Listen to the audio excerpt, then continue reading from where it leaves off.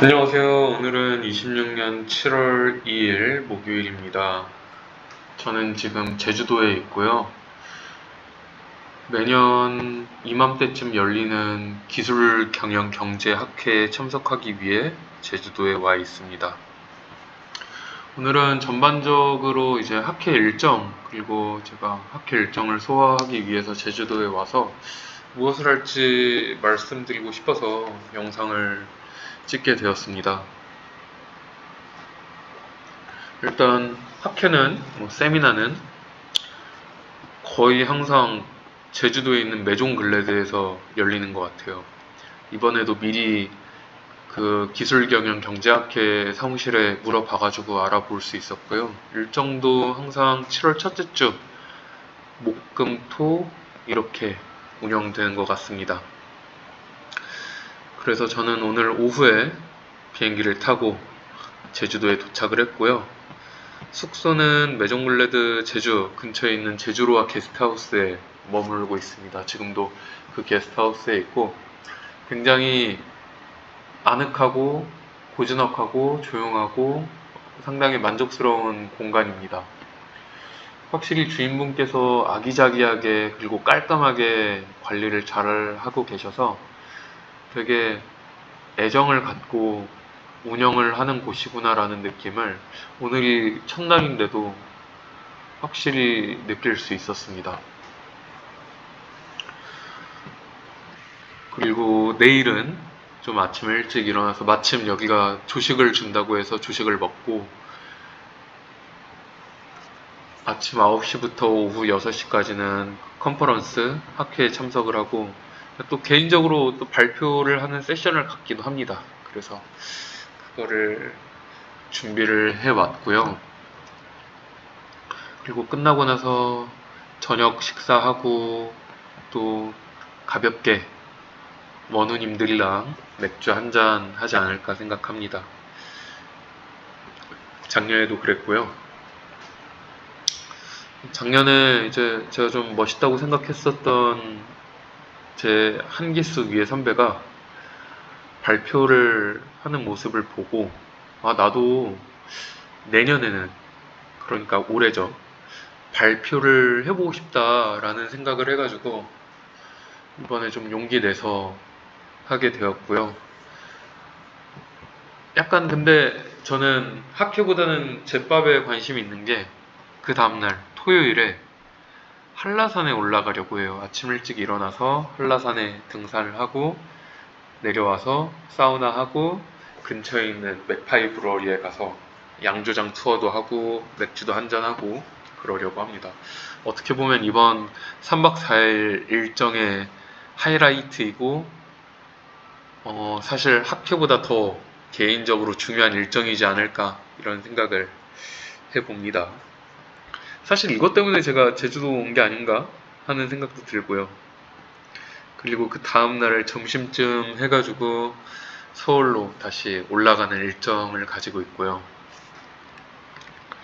처음에 그래서 제가 한라산 갈 때, 이거 굳이 제가 사실 등산화가 없거든요. 그래서 등산화를 꼭 사야 될까? 그냥 내가 평소에 신고 다니는 운동화나 러닝화 신고 올라가면 안 되나? 라는 생각을 해가지고 막 이거저거 막 알아봤어요. 검색도 많이 해보고 그랬는데 제가 딱 이 글에 댓글을 보고 눈을 딱 감고 그냥 등산화를 샀습니다. 그렇게 비싼 건 아니지만 이런 글이 있었어요. DC 인사이드 등산 갤러리에 한라산 관음사 코스가 험한 곳인가요? 한라산은 다 계단이라고 들어서 그냥 러닝화 신고 가려고 하는데 관음산은 힘들다는 글을 봐서요. 한라산이 올라갈 때 이제 백록담을 보려면은 두 가지 코스가 있어요. 관음사 코스가 있고 그리고 성판악 코스가 있어요. 그래서 관음사 코스로 올라가서 성판악으로 내려갈 수도 있고 반대로 할 수도 있고 아니면 뭐 관음사로 올라가서 관음사로 내려갈 수도 있고 성판악으로 올라가서 성판악으로 내려갈 수도 있는데 어쨌든 간에 그 백록담을 보려면은 딱 이 두 코스만 타야 돼요. 어쨌든 그래가지고 관음사는 힘들다는 글을 봐서요 라고 했어요. 그래서 그냥 뭐 러닝화 신고 올라가도 충분할지 궁금해요. 저도 이런 생각했거든요. 뭐 안 신는 신발이라 신발 상에도 상관은 없을 것 같아요 라고 했습니다. 그랬더니 이제 12B라는 분께서 거의 계단이라서 러닝화 상관없는데 초반에 돌이 좀 들쭉 날쭉 해서 발 아플 수도 있음. 근데 이제 삼각봉님의 댓글을 보고 제가 바로 등산화를 구매했죠. 러닝화 상관없음. 재수 없으면 날씨 좋아도 발목 돌아갈 수는 있음. 재수 없어서 구름에 갇혀서 돌바닥이 촉촉하게 젖으면 발목 좀 돌아가고 대가리 깨질 수는 있음. 가끔 주저앉아서 쳐 울고 있는 애들 만날 수 있는데 공통점이 운동화 신고 있음. 죽지는 않아. 그래서 저도 이 주저앉아서 쳐 울고 있는 애가 될까봐 등산화를 샀고요. 비싼 거는 안 샀고 그냥 마운티아 거 샀어요. 마운티아 거 샀는데 그래도 마음에 듭니다. 기왕 이번에 샀으니까 한번 등산 갈 때 종종 신어보는 것도 괜찮지 않을까 나름의 위안을 삼아 보고요. 그리고 등산 가는데 등산화 신는 게 뭐 당연한 거잖아요. 그쵸? 괜히 위험을 무릅쓸 필요 없다고 생각을 해요. 그리고 뭐 이제 학술대회 관련해가지고 전반적인 어떤 커리큘럼 아니면 뭐 주제, 시간표인데 이번 가장 큰 메인 테마는 에이전틱 AI와 혁신 생태계, 제조에서 서비스까지라고 합니다. 에이전틱 AI라고 하는 게 굉장히 큰 화두가 되고 있죠. 어디에서든지 진짜 어디에서든지 말 그대로 제조, 서비스, 뭐 기타 등등등 정말 AI를 넘어서 이제 에이전틱 AI라고 하는 게 굉장히 큰 화두가 된 것 같아요.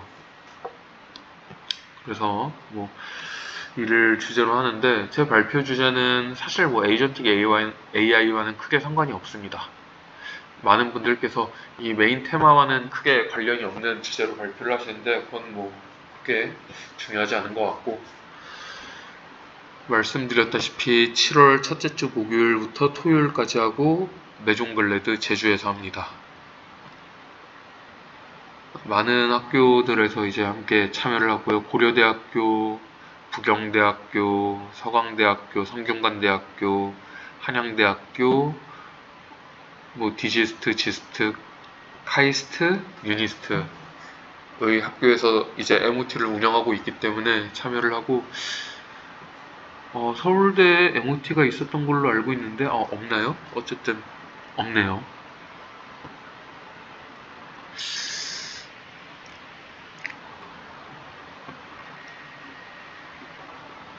네,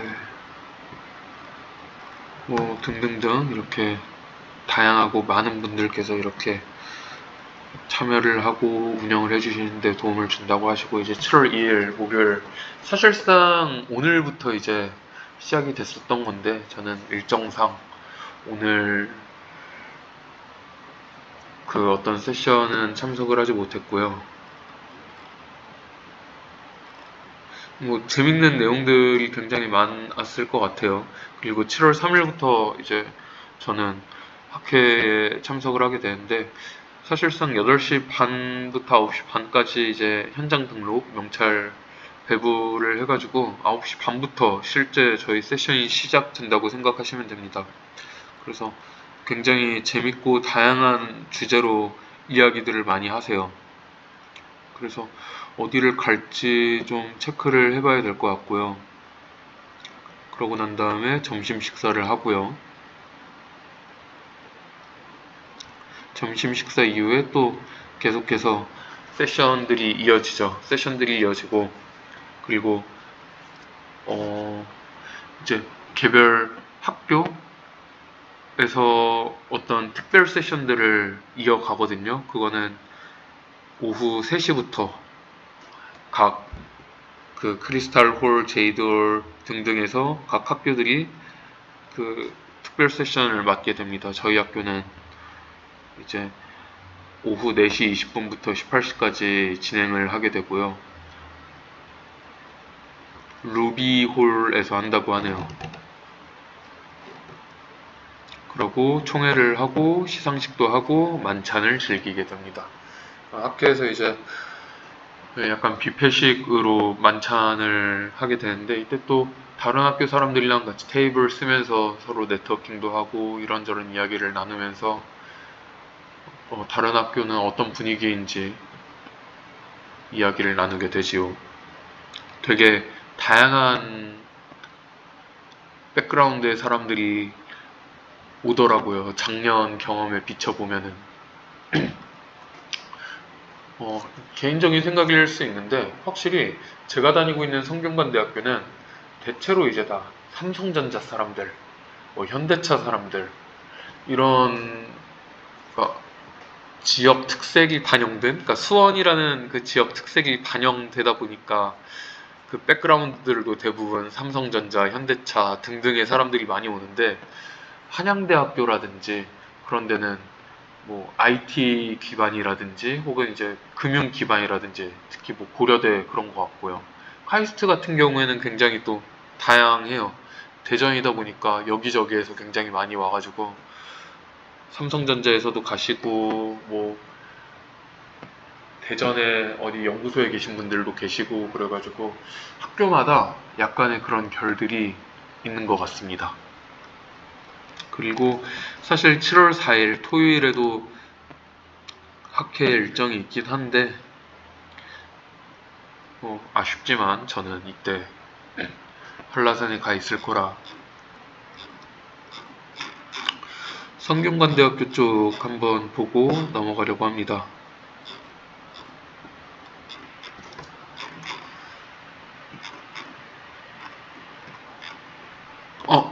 서울대학교 참여를 하는구나. 아니구나. 그 좌장만 금영정 교수님이시고 별도의 서울대 세션은 운영이 안 되는 것 같습니다. 그리고 이번에 좀 신기했던 게 카이스트 같은 경우에는 아니구나. 죄송합니다.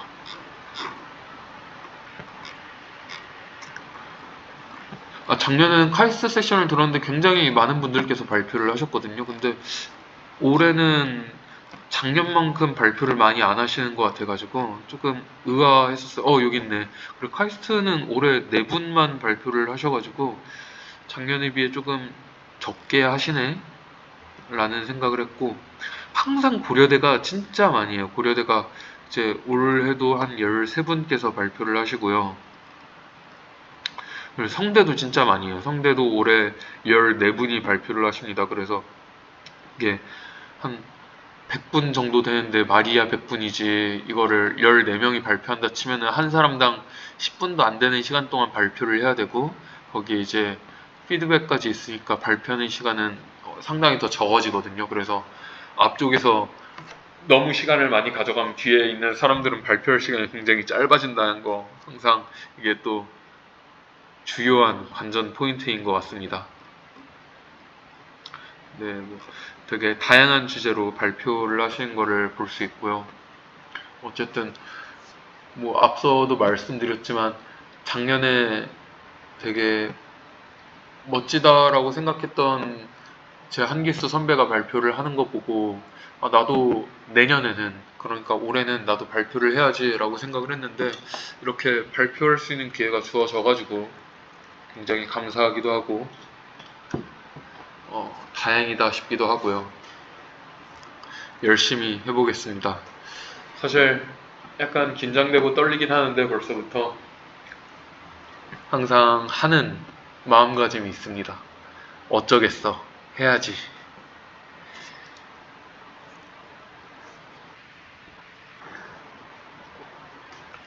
넘어와서 지금 제가 머물고 있는 게스트하우스인데요. 이곳이에요.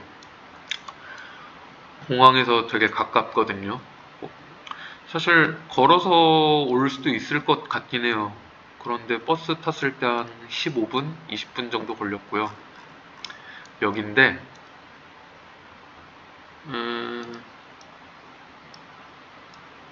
사실 상당히 골목길에 되게 좀 오잉 싶은 곳에 있어요. 게스트하우스 치고는. 워낙 도시명 게스트하우스이다 보니까. 그래서 이렇게 딱 걷다 보면은 그냥 지나치기 쉽긴 한데, 삼계탕집 있고 컴포즈 커피 있고 여기 낙지집 있고 여기 간판에 뭐 경락 마사지 하는 데 있고. 그런데 여기에 그게 있거든요, 계단이. 그래서 여기 해가지고 2층으로 오면은 저희 게스트하우스가 있습니다. 그리고 이렇게 골목으로 가다 보면은 아까 전에 저도 들어오다가 봤는데 여기에 그 칵테일집 혼술바가 있더라고요. 여기는 뭐 나중에 한번 기회가 되면 가보기로 할 거고, 메종글레드는 바로 여기 있습니다. 걸어서 한 5분이면 갈 수 있는 거리에 있고 되게 가깝죠. 네, 근데 이제 제일 중요한 건 한라산을 가는 거. 이번 제 가장 중요한 일정 중 하나인데, 한라산 같은 경우에는 등산 코스가 여러 개가 있어요. 근데 백록담을 볼 수 있는 코스는 딱 두 개가 있어요. 관음사 코스가 있고 성판악 코스가 있어요. 근데 저는 일정이 어떻게 되냐면은 제 숙소가 이쪽에 있거든요. 그래서 아침 4시에 일어나서 샤워하고 몸 풀고 택시 타고 관음사 코스에 도착을 할 거예요. 여기가 관음사 코스가 시작되는 곳입니다. 그래서 여기서부터 쭉 와가지고 백록담을 도착해서, 그리고 성판악 코스로 해서 쭉 내려올 겁니다. 그 다음에 여기에서 또 택시를 불러가지고 사우나를 갈 건데, 사우나는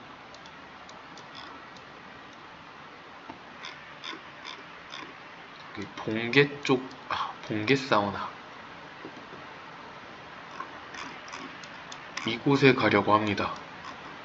그래서 여기에 가서 사우나를 하고, 여기까지 절대 걸어서 못 가요. 그래서 택시를 한 이쯤일 거거든요. 그래서 택시를 불러가지고 봉계 사우나까지 가서 사우나를 하고, 그리고 맥파이브러리에 가려고 합니다.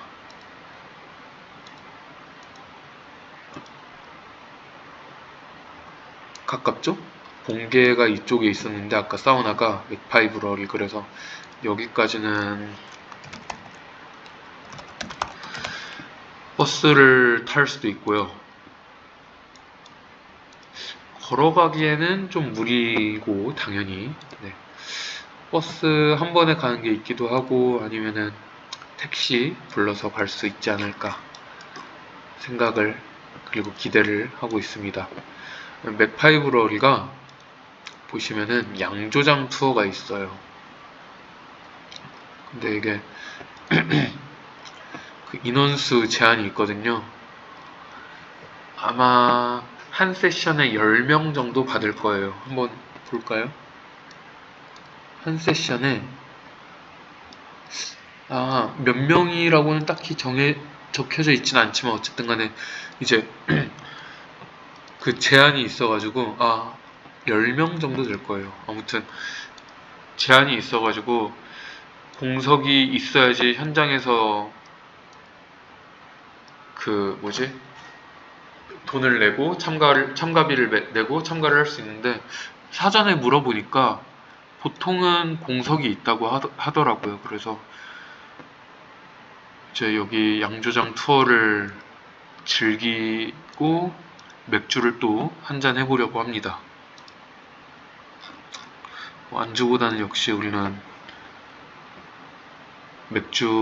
생맥주를 한 잔 마시는데 의미가 있겠죠. 그렇게 부담 있지 않은 가격이라서 맛있게 또 먹어볼 수 있지 않을까 생각하고 있습니다.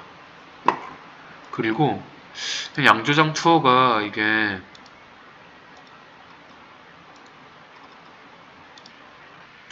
2만원이에요. 2만원.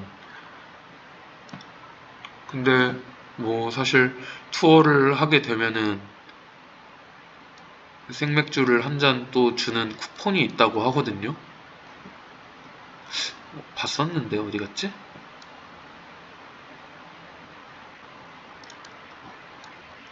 아, 여기 있네. 아, 맥주 교환권. 그러니까 맥주를 한 잔 마실 수 있고 샘플로 두 잔을 또 마실 수 있어요. 그래가지고 사실 그렇게 참가비 2만 원이 부담스럽거나 비싸거나 그러진 않다. 그래서 개인적으로는 항상 이제 제주도 가면은 방문했었던 게 제주 맥주 공장이었는데 이번에는 동선이 딱 맞아가지고 맥파이 브러리를 방문해 보려고 하고요. 아마 캔으로도 팔 거예요. 그래서 테이크 아웃으로 가져갈 수 있는 캔도 구매를 해볼까 생각하고 있습니다. 그리고 일단 맥주 쿠폰 하나를 준다고 하니까 가장 비싼 거를 마셔봐야 돼. 미안하지만 우리는 계산적이기 때문에 가장 비싼 걸 마셔봐야 돼. 블랙락 괜찮을 것 같아요. 임페리얼 스타우트. 아, 스모크드 라거. 이것도 괜찮겠다. 이 둘 중에 하나를 마셔볼 것 같고, 그리고 샘플러 코어 시즈널. 네 가지. 음, 나쁘지 않을 것 같아요. 사실, 여기서도 비싼, 조금 가격이 나가는 샘플러를 마시면 되니까, 현무암 맛있을 것 같고, 개인적으로 IPA 좋아하니까, IPA 마셔보지 않을까? 라는 생각이 듭니다. 그리고, 뭐, 앞서 말씀드렸지만 그렇게 크게 부담스럽지 않은 가격이기 때문에 또 맥주 한 잔 추가로 마셔보는 것도 좋지 않을까 생각하고 있습니다. 어쨌든 이렇게 제밥에 대한 마음이 가득한 저의 제주 학회 일정은 학회로 시작해서 한라산을 갔다가 맥파이 브루얼로 마무리하는 코스입니다. 그러면 오늘은 여기까지.